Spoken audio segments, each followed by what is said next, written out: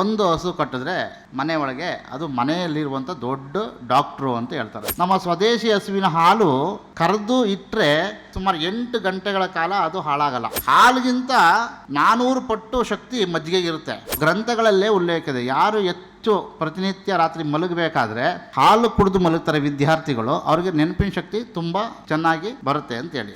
ಎಷ್ಟು ವರ್ಷದ ಹಳೇ ತುಪ್ಪ ಇರುತ್ತೋ ಅಷ್ಟು ಅದಕ್ಕೆ ತುಂಬ ಶಕ್ತಿ ಜಾಸ್ತಿ. ಸಗಣಿಯನ್ನು ಸುಟ್ಟು ಭಸ್ಮ ಮಾಡಿ ಇಟ್ಕೋತು ಅಂತಂದರೆ ಅದೇ ಭಸ್ಮವನ್ನು ನೀರ್ಗೆ ಹಾಕೊಂಡು ಕುಡೀತು ಅಂತಂದರೆ ನಮ್ಮ ದೇಹದಲ್ಲಿ ರೋಗ ನಿರೋಧಕ ಶಕ್ತಿ ಜಾಸ್ತಿಯಾಗಿ ಅದು ಔಷಧವಾಗಿ ಪರಿಣಾಮ ಬೀರುತ್ತೆ ಅಂತೇಳಿ. ಸಗಣಿ ಮತ್ತು ಗೋಮೂತ್ರ ಪ್ರತಿನಿತ್ಯ ತುಳಿಯೋದ್ರಿಂದ ನಮಗೆ ದೇಹದಲ್ಲಿ ಯಾವುದೇ ರೀತಿಯ ಚರ್ಮದ ಕಾಯಿಲೆಗಳು ಬರೋದಿಲ್ಲ ಅಂತೇಳಿ ವೈಜ್ಞಾನಿಕವಾಗಿ ದೃಢಪಡಿಸಿದ್ದಾರೆ. ಪಂಚಗವ್ಯ ಅಂತಂದರೆ ಗೊತ್ತಾ? ಪಂಚ ಅಂದರೆ ಎಷ್ಟು? ಗವ್ಯ ಅಂದ್ರೇನು? ಪಂಚ ಅಂದರೆ ಸಂಸ್ಕೃತದಲ್ಲಿ 5 ಅಂತ. ಗವ್ಯ ಅಂತಂದರೆ ಗೋವಿನಿಂದ ಬರುವಂಥ ಉತ್ಪನ್ನಗಳಿಗೆ ಗವ್ಯ ಅಂತ ಹೇಳ್ತಾರೆ. ಇದಕ್ಕೆ ಗವ್ಯೋತ್ಪನ್ನ ಅಂತ ಹೇಳ್ತೇವೆ. ಯಾವುದ್ಯಾವುದಪ್ಪ ಅಂತ ಹೇಳಿದ್ರೆ, ಒಂದು ಹಸು ಕಟ್ಟಿದ್ರೆ ಮನೆ ಒಳಗೆ ಅದು ಮನೆಯಲ್ಲಿರುವಂಥ ದೊಡ್ಡ ಡಾಕ್ಟ್ರು ಅಂತ ಹೇಳ್ತಾರೆ. ನಿಮ್ಗೆ ಸಾಮಾನ್ಯವಾಗಿ ಏನು ಗೊತ್ತಿದೆ ಪಂಚಗವ್ಯ ಅಂತಂದರೆ? ಮೊದಲನೇದು ಹಾಲು, ಮೊಸರು, ಮಜ್ಜಿಗೆ, ತುಪ್ಪ, ಹೀಗೆ ಗೋಮೂತ್ರ, ಸಗಣಿ, ಇವು ಪಂಚಗವ್ಯಗಳು. ಈ ಹಾಲು ಭಗವಂತನ ಸೃಷ್ಟಿ ಹೇಗಿದೆ ಅಂತಂದರೆ, ನಾನು ಮಾತಾಡೋದೆಲ್ಲ ಇಲಾತಿ ಹಸು ಅಲ್ಲ, ಸೇಂದಿ ಹಸು ಅಲ್ಲ, ನಮ್ಮ ಪ್ಯೂರ್ಲಿ ಉದ್ದಿನ ಕೊಡಿರುವಂಥ ನಮ್ಮ ಲೋಕಲ್ ಹಳ್ಳಿ ಕಾರ್ತಳಿ ಅಥವಾ ನಮ್ಮ ಹಸುಗಳು ಹೇಳ್ತಾ ಇದ್ದೀವಿ, ನಮ್ಮ ಸ್ವದೇಶಿ ಹಸುಗಳ ಬಗ್ಗೆ. ನಮ್ಮ ಸ್ವದೇಶಿ ಹಸುವಿನ ಹಾಲು ಕರೆದು ಇಟ್ಟರೆ ಸುಮಾರು 8 ಗಂಟೆಗಳ ಕಾಲ ಅದು ಹಾಳಾಗಲ್ಲ. ಅದೇ ಹಸುವಿನ ಹಾಲನ್ನ ಕಾಯಿಸಿಟ್ರೆ 48 ಗಂಟೆ ಕಾಲ ಹಾಳಾಗಲ್ಲ. ಅದೇ ಹಾಲಿಗೆ ಸ್ವಲ್ಪ ಹೆಪ್ಪಾಕಿ ಮೊಸರು ಮಾಡಿದ್ರೆ 2 ದಿವಸಗಳ ಕಾಲ ಅದು ಸಂಪೂರ್ಣವಾಗಿ ಚೆನ್ನಾಗಿರುತ್ತೆ.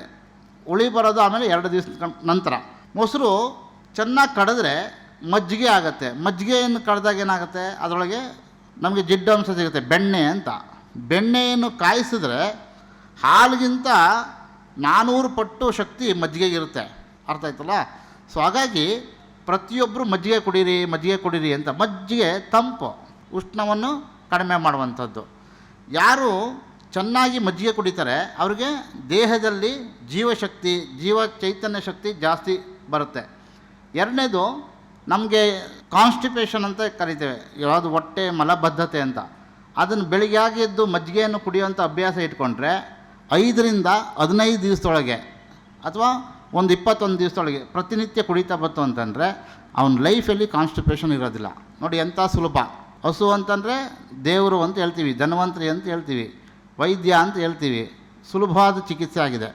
ಯಾರಿಗೆ ನಮ್ಮಲ್ಲಿ ಒಬ್ಬರು ಸ್ವಾಮೀಜಿ ಇದ್ದಾರೆ, ಆ ಸ್ವಾಮೀಜಿಗಳು ಯಾರು ಗುರುಕುಲ ನಡೆಸ್ತಾರೆ, ಆ ಗುರುಕುಲದಲ್ಲಿ ಯಾರು ಸ್ವಲ್ಪ ವಿದ್ಯಾಭ್ಯಾಸದಲ್ಲಿ ಕಡಿಮೆ ಮಾರ್ಕ್ಸ್ ತೊಗೋತಾರೆ, ಯಾರಿಗೆ ಸ್ವಲ್ಪ ನೆನಪಿನ ಶಕ್ತಿ ಇರಲ್ಲ ಅಂಥ ಮಕ್ಕಳಿಗೆಲ್ಲ ಹಸುವಿನ ಹಾಲನ್ನ ಕೊಟ್ಟು ಪ್ರತಿನಿತ್ಯ ಅದಕ್ಕೆ ತುಪ್ಪ ಜೊತೆಗೆ ಕೊಟ್ಟು, ಆ ತುಪ್ಪ ಜೊತೆಗೆ ಹಸು ಹಾಲು ಕೊಟ್ಟಾಗ ಏನಾಗುತ್ತೆ, ಪ್ರತಿನಿತ್ಯ ಕೊಟ್ಟಾದಮೇಲೆ 3 ತಿಂಗಳಾದಮೇಲೆ ಅವ್ರಿಗೆ ನೆನಪಿನ ಶಕ್ತಿ ಪರೀಕ್ಷೆ ಮಾಡ್ತಾರೆ. ನೆನಪಿನ ಶಕ್ತಿಯಲ್ಲಿ ತುಂಬ ಅಗಾಧವಾದಂಥ ಶಕ್ತಿ ಅವ್ರಿಗೆ ಜಾಸ್ತಿ ಆಗಿದೆ, ಅವ್ರಿಗೆ ನೆನಪಿನ ಶಕ್ತಿ ಜಾಸ್ತಿ ಆಗಿದೆ ಅಂಥೇಳಿ ಅವರು ಕಂಡುಹಿಡ್ಕೊಂಡಿದ್ದಾರೆ. ಇದು ಗ್ರಂಥಗಳಲ್ಲೇ ಉಲ್ಲೇಖ ಇದೆ, ಯಾರು ಹೆಚ್ಚು ಪ್ರತಿನಿತ್ಯ ರಾತ್ರಿ ಮಲಗಬೇಕಾದ್ರೆ ಹಾಲು ಕುಡಿದು ಮಲಗ್ತಾರೆ ವಿದ್ಯಾರ್ಥಿಗಳು, ಅವ್ರಿಗೆ ನೆನಪಿನ ಶಕ್ತಿ ತುಂಬ ಚೆನ್ನಾಗಿ ಬರುತ್ತೆ ಅಂತೇಳಿ. ಅದೇ ರೀತಿ ಬೆಳಗ್ಗೆ ಎದ್ದು ಮಜ್ಜಿಗೆ ಕುಡಿಬೇಕು. ನಮ್ಮ ದೇಹ ಮಲ ಪ್ರಕ್ರಿಯೆ ಬಾಯಿಯಿಂದ ಕೊನೆ ತನಕ ಮಲವನ್ನು ಶುದ್ಧ ಮಾಡುವಂಥ ಶಕ್ತಿ ಇದೆ. ಅದ್ರ ಜೊತೆಗೆ ಚೈತನ್ಯ ಶಕ್ತಿ, ಆಕ್ಟಿವಿಟಿ ಚೆನ್ನಾಗಿ ಕೆಲಸ ಆಗುತ್ತೆ, ಜಡತ್ವ ಹೋಗುತ್ತೆ ಅಂತ ಅನ್ನುವಂಥದ್ದನ್ನ ಹೇಳ್ತಾರೆ. ಅದೇ ರೀತಿ ತುಪ್ಪ ಇದೆಯಲ್ವಾ, ಮಜ್ಜಿಗೆಗಿಂತ ತುಪ್ಪ ಶ್ರೇಷ್ಠ. ತುಪ್ಪ ಬುದ್ಧಿವಂತರಿಗೆ ಅಂತಲೇ ಹೇಳ್ತಾರೆ. ತುಪ್ಪ ತಿಂದವನು ಭಾರಿ ಬುದ್ಧಿವಂತ, ಬುದ್ಧಿಶಕ್ತಿ ಇದೆ ಅಂತ ಹೇಳ್ತಾರೆ.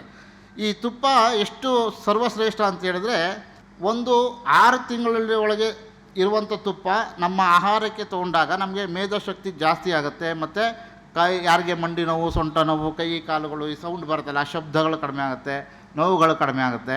ಇದು ತುಪ್ಪ ತಿನ್ನೋದ್ರಿಂದ ನಮ್ಮ ಶರೀರಕ್ಕೆ ಒಂದು ಒಳ್ಳೆಯದಾಗುತ್ತೆ. ಅದೇ ರೀತಿ ತುಪ್ಪ 6 ತಿಂಗಳ ನಂತರ ಅದಕ್ಕೆ ಔಷಧೀಯ ಗುಣ ಬರುತ್ತೆ. ಎಷ್ಟು ಔಷಧಿ ಗುಣ ಅಂತ ಹೇಳಿದ್ರೆ, ಎಷ್ಟು ವರ್ಷದ ಹಳೇ ತುಪ್ಪ ಇರುತ್ತೋ ಅಷ್ಟು ಅದಕ್ಕೆ ತುಂಬ ಒಂದು ಶಕ್ತಿ ಜಾಸ್ತಿ, ಹಣನೂ ಜಾಸ್ತಿ. ಔಷಧ ಗುಣವನ್ನು ಪಡೆಯುವಂಥದ್ರಿಂದ ತುಪ್ಪವನ್ನು ಹೆಚ್ಚೆಚ್ಚು ಸಂಗ್ರಹ ಮಾಡಿ ಎಷ್ಟೆಷ್ಟು ಹಳೇದು ಮಾಡ್ತಾರೆ ಅಷ್ಟು ಅದಕ್ಕೆ ಔಷಧಿ ಗುಣ ಬರುತ್ತೆ.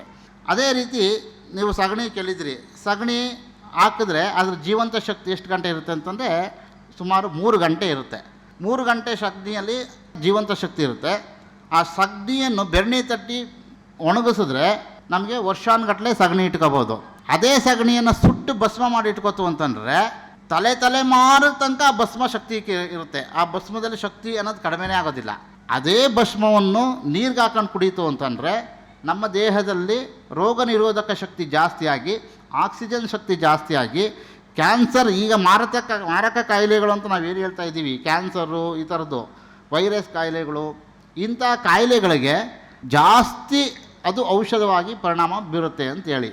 ಹಾಗಾಗಿ ಅದೇ ಗೋಮೂತ್ರವನ್ನು ಪ್ರತಿನಿತ್ಯ 1, 2 ಅಥವಾ 3 ಚಮಚ ಕುಡಿತಾ ಬಂತು ಅಂತಂದರೆ ಆ ಗೋಮೂತ್ರದಲ್ಲೂ ಈ ಆಂಟಿ ಇನ್ಫೆಕ್ಷನ್ನು ತಡೆಯುವಂಥ ಶಕ್ತಿ ಜಾಸ್ತಿ ಇರೋದ್ರಿಂದ ಮನುಷ್ಯನಿಗೆ ಯಾವುದೇ ರೀತಿಯ ರೋಗ ಬರದೇ ಇರುವಂಥ ತಡೆಗಟ್ಟುವಂಥ ಶಕ್ತಿ ಇದೆ. ಹಿಂದೆ ನಮ್ಮ ಮನೆಗಳಲ್ಲಿ ಬಾಗಿಲುಗಳಿಗೆ ಸಗಣಿ ಹಾಕಿ ತಾರಿಸ್ತಾಯಿದ್ರು. ಯಾಕೆ ಸಾಗಿಸ್ತಾಯಿದ್ರು ಅಂತಂದರೆ ಆ ನಮ್ಮ ಮನೆಗೆ ಯಾವುದೇ ರೀತಿಯ ಕ್ರಿಮಿಕೀಟಗಳು ಬರದೇ ಇರಲಿ ಅಂತೇಳಿ. ಅದನ್ನು ಈಗ ರಿಸರ್ಚ್ ಏನು ಮಾಡಿದ್ದಾರೆ ಅಂತಂದರೆ ಸೈಂಟಿಫಿಕ್ ಆಗಿ ಕಂಡುಹಿಡಿದಿದ್ದಾರೆ ಅಂತಂದರೆ ಅದು ನಮಗೆ ಪ್ರತಿನಿತ್ಯ ಮನೆಗೆ ಸಗಣಿ ಈ ಥರ ಸಾಕೋದ್ರಿಂದ ಯಾವುದೇ ರೀತಿಯ ವೈರಸ್ಗಳಾಗಲಿ ಮತ್ತೊಂದಾಗಲಿ ಈ ಥರದ್ದು ನಮಗೆ ಅಂಟೋದಿಲ್ಲ ಅಂಥೇಳಿ. ಅದೇ ರೀತಿ ಸಗಣಿ ಮತ್ತು ಗೋಮೂತ್ರ ಪ್ರತಿನಿತ್ಯ ತುಳಿಯೋದ್ರಿಂದ ನಮಗೆ ದೇಹದಲ್ಲಿ ಯಾವುದೇ ರೀತಿಯ ಚರ್ಮದ ಕಾಯಿಲೆಗಳು ಬರೋದಿಲ್ಲ ಅಂಥೇಳಿ ವೈಜ್ಞಾನಿಕವಾಗಿ ದೃಢಪಡಿಸಿದ್ದಾರೆ. ಇದು ನಮ್ಮ ಋಷಿಮುನಿಗಳು, ಸನಾತನ ಋಷಿಮುನಿಗಳು ಇದೆಲ್ಲ ನಮಗೆ ಗ್ರಂಥವಾಗಿ ಕೊಟ್ಟಿದ್ದಾರೆ. ಇದಕ್ಕೆ ವಾಗ್ಭಟ ಮಹರ್ಷಿ ಅಂಥೇಳಿ ಈ ಗೋಚಿಕಿತ್ಸೆಗಳ ಬಗ್ಗೆ ಹೆಚ್ಚಿನ ರೀತಿಯ ಅಧ್ಯಯನ ಮಾಡಿ ಕೊಟ್ಟಂಥವ್ರು ವಾಗ್ಭಟ ಮಹರ್ಷಿಗಳು ಅಂತೇಳಿ. ಈ ವಾಗ್ಭಟ ಮಹರ್ಷಿಗಳು ತುಂಬ ಅಧ್ಯಯನ ಮಾಡಿದ್ರು. ಇವರು ಚರಕ ಮಹರ್ಷಿಗಳ ಶಿಷ್ಯ. ಈ ಚರಕ ಮಹರ್ಷಿ ಆಯುರ್ವೇದದಲ್ಲಿ ದೊಡ್ಡ ಒಬ್ಬ ಋಷಿ. ಚರಕ ಮಹರ್ಷಿಗಳು ಬರೆದಂಥ ಚರಕ ಸಂಹಿತೆಯನ್ನು ಅವರು ಓದಿ 25 ವರ್ಷಗಳ ಕಾಲ ರಿಸರ್ಚ್ ಮಾಡ್ತಾರೆ. 25 ವರ್ಷಗಳ ರಿಸರ್ಚ್ ಮಾಡಿ ಅವರು ವಾಗ್ಭಟ ಸಂಹಿತೆ ಅಂತ ಬರೀತಾರೆ. ಆ ವಾಗ್ಭಟ ಸಂಹಿತೆಯಲ್ಲಿ ಏನು ಹೇಳ್ತಾರೆ ಕೊನೆಗೆ ಸಾರ ಅಂತಂದರೆ, ಮನೆ ಔಷಧಾಲಯ, ಅಡುಗೆ ಮನೆ ಔಷಧಾಲಯ ಅಂಥೇಳಿ. ಔಷಧಾಲಯದೊಳಗೆ ಏನೇನು ಇರಬೇಕು ಅಂತಂದರೆ ನಾವೇನು ಆಹಾರ ಪದಾರ್ಥಗಳು, ಮೆಣಸು, ಜೀರಿಗೆ, ಅರಿಶಿಣ ಈ ಥರ ಏನು ಹೇಳ್ತೀವಿ, ಈ ಥರದ್ದು ಸಂಗ್ರಹ ಮಾಡಿಕೊಡ್ತಾರೆ.